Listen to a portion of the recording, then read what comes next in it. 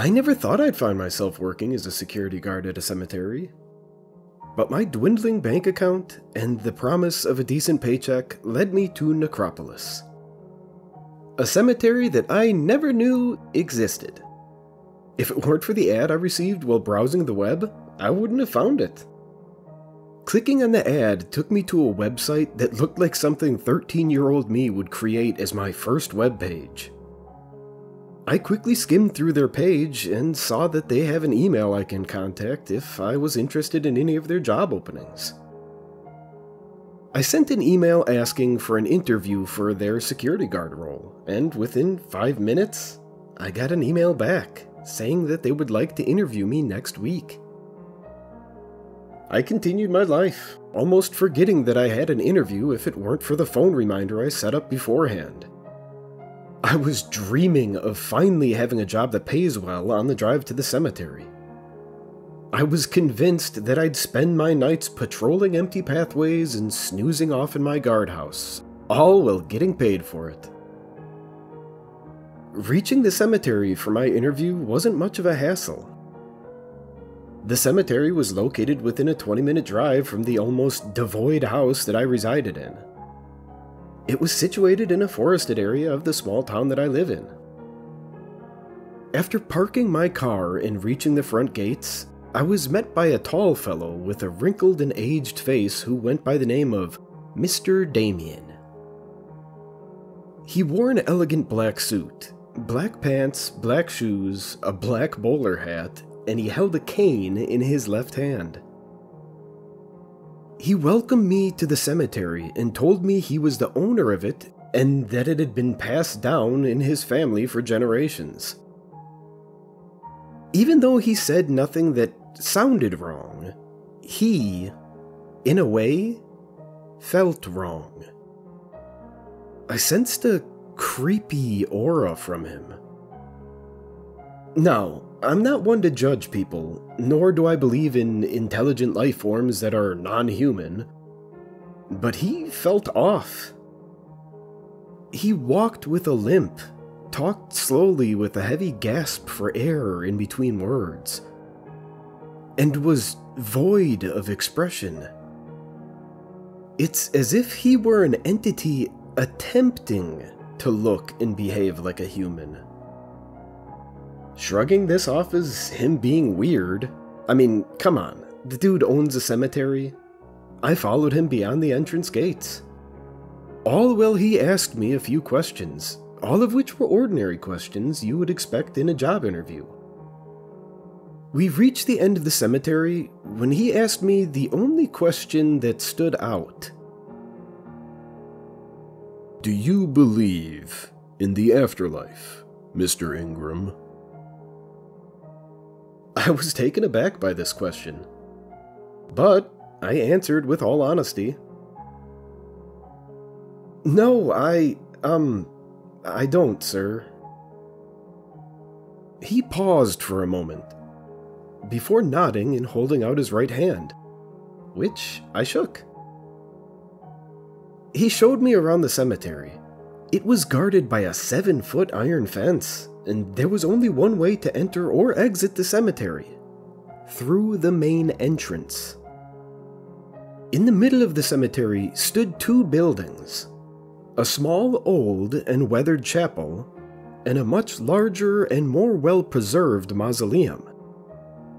Inside the chapel is what you would expect: an altar, 2 ambos, a few altar crosses, mini pews for seating, an organ, and a carpet that ran from the door of the chapel towards the altar seated at the end of the chapel. The chapel itself looked very run down. The inside had gathered a lot of dust, and there were spiderwebs everywhere. It looked like it hadn't been touched since the day that it was built. The mausoleum was different. It was very clean, and I could tell that it was very well maintained. It was a large structure, and the inside sheltered many stone sarcophagus. They were lined up in 3 columns, with each column housing a dozen stone caskets. A golden plaque was affixed to the top of each of the entombments, with the name, date of birth, and date of death of the buried on it. Outside the two structures were, as you would expect, graves. Many looked old and weathered, and a few looked clean and polished. And a stone pathway revolved around a few areas of the cemetery. Finally, I was shown the place I was going to spend the majority of my time, the guardhouse. It was basically a small room with windows overlooking the entrance to the cemetery, the chapel, and the mausoleum.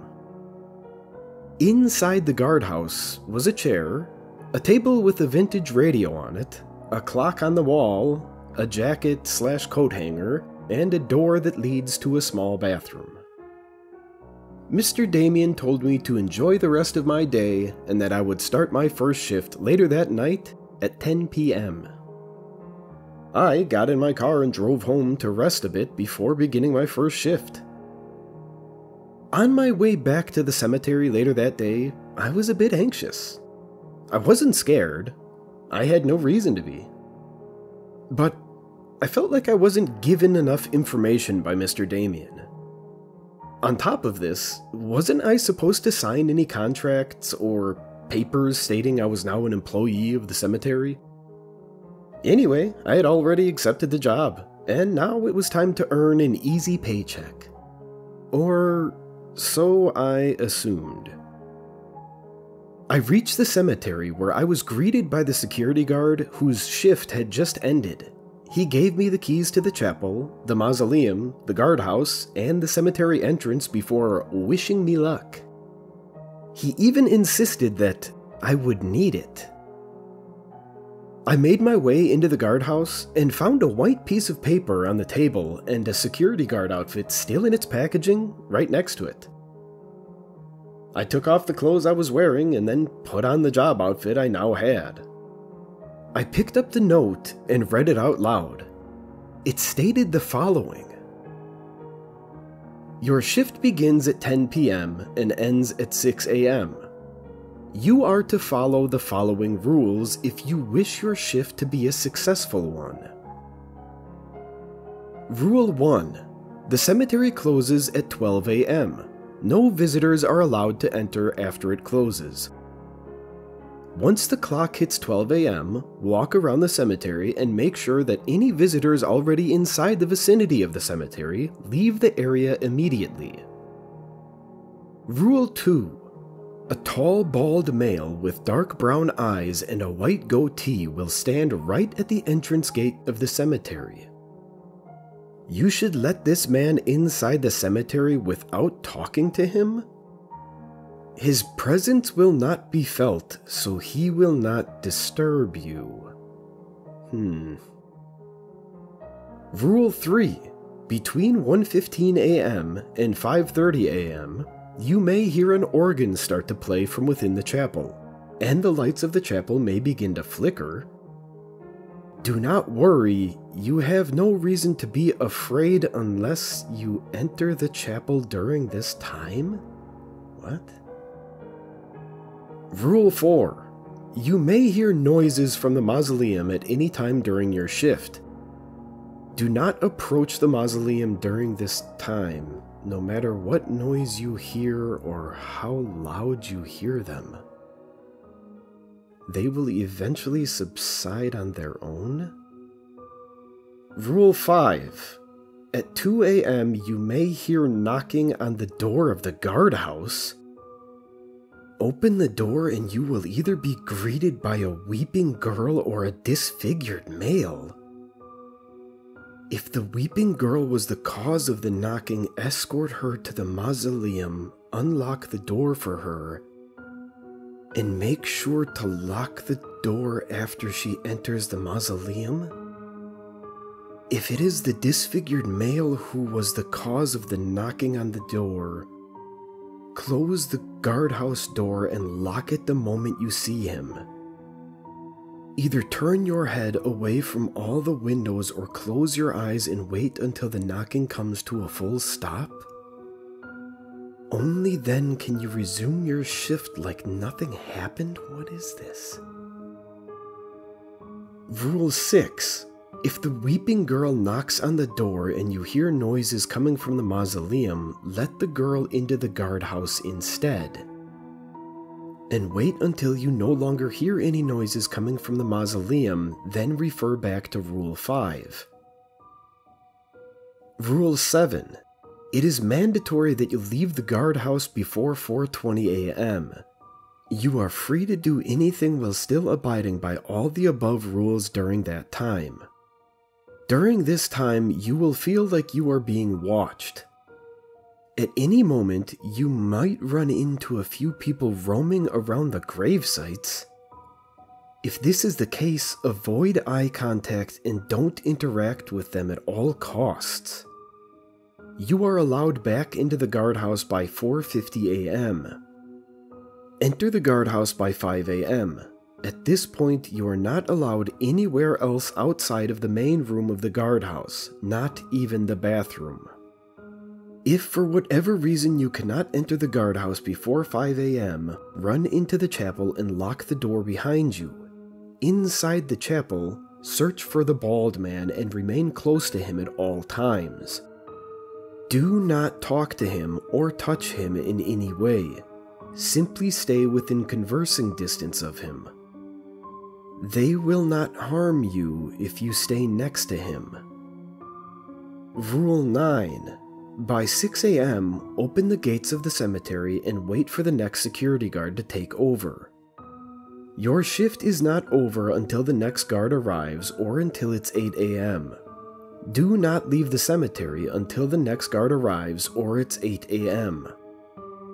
Rule 10. If no guard arrives by 8 a.m., you are free to leave, but not before you go into the chapel where you will find the bald man from earlier.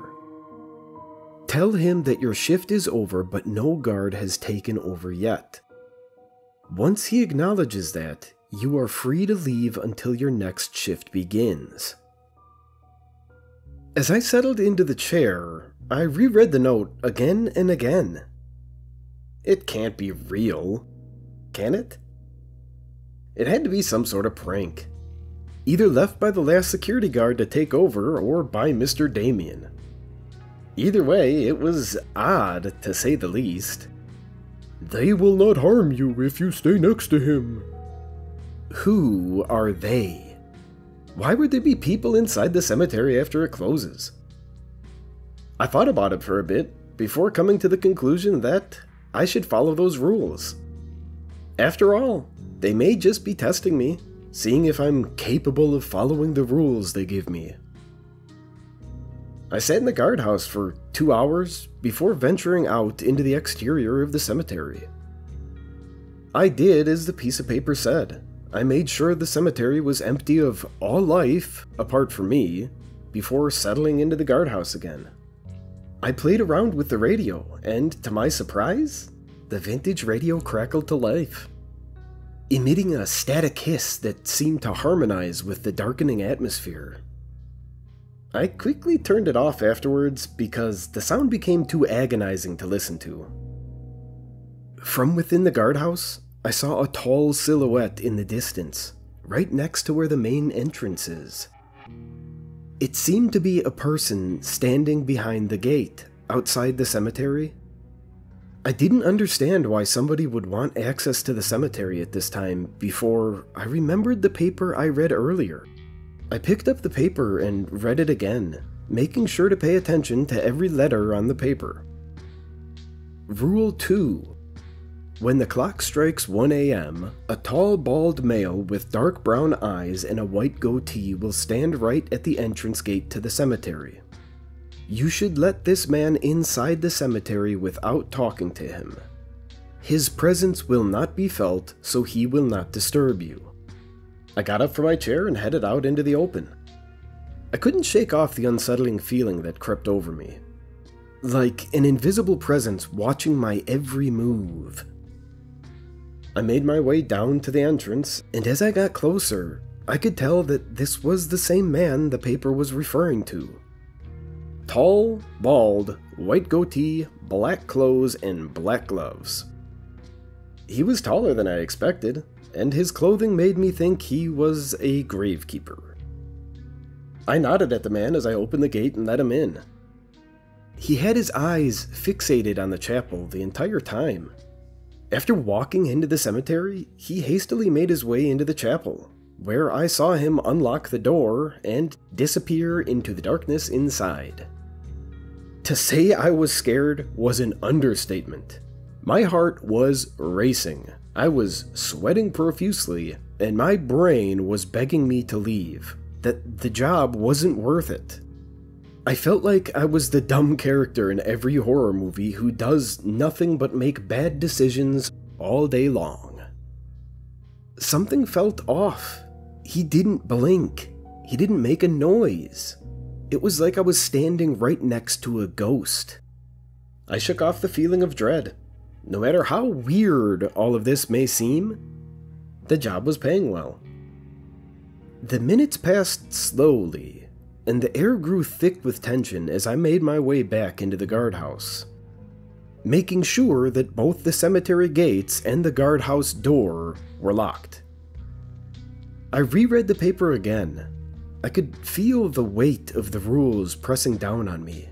It was as if the cemetery held secrets that I was forbidden to uncover. Suddenly, the air grew colder, and the sound of an organ began to echo from within the chapel's walls. I could hear it even inside the guardhouse.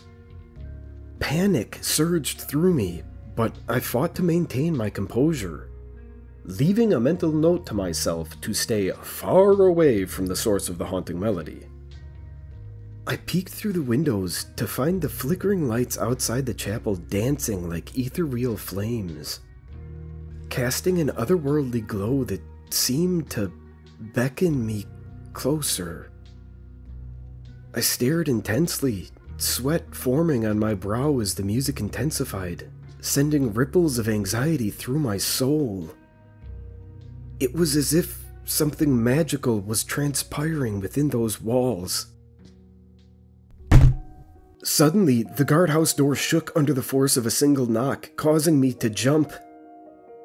I hesitated for a while before opening the door, dread gnawing at my insides.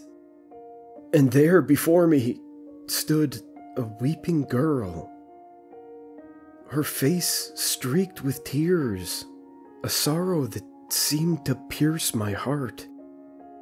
Summoning my courage, I ushered her towards the mausoleum, all while the organ played a dreamy tune that resonated inside my head. We reached the mausoleum, and I quickly unlocked the door. As I stood by the door, I saw her figure vanish into the darkness of the structure, and I quickly locked the door behind her, my heart pounding. Mentally repeating the rules in my mind, I returned to the guardhouse. The night wore on, each minute passing with agonizing slowness. Shadows seemed to move with a life of their own, and the hushed whispers of the wind carried a symphony of voices that seemed distant yet close. I fought to keep my wits about me, making sure to keep the piece of paper with all the rules on it close to me at all times. As the clock approached 4:20 a.m., a shiver ran down my spine.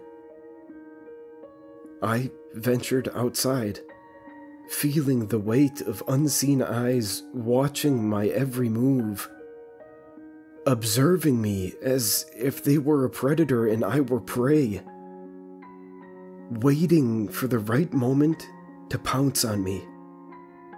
I thought I saw figures move amongst the gravestones, ethereal and haunting, their forms shifting like apparitions in the mist. Was it my mind playing games on me? Or were these apparitions of some sort? I made sure to steer clear of any area where I thought I saw someone or something move. I returned to the guardhouse a minute before 5 a.m., feeling a sense of relief wash over me. I settled into my post, the clock ticking away the final hour of my shift. But the anticipation of what lay ahead gnawed at me, while the feeling of unease made me want to run back to my car and drive home. As the night grew quieter, the seconds stretched into minutes, and I heard the last of the organ. I sat at the guardhouse, unmoving, waiting for the time to pass. At last, 6 a.m. arrived, and I opened the cemetery gates, awaiting the next security guard to take over.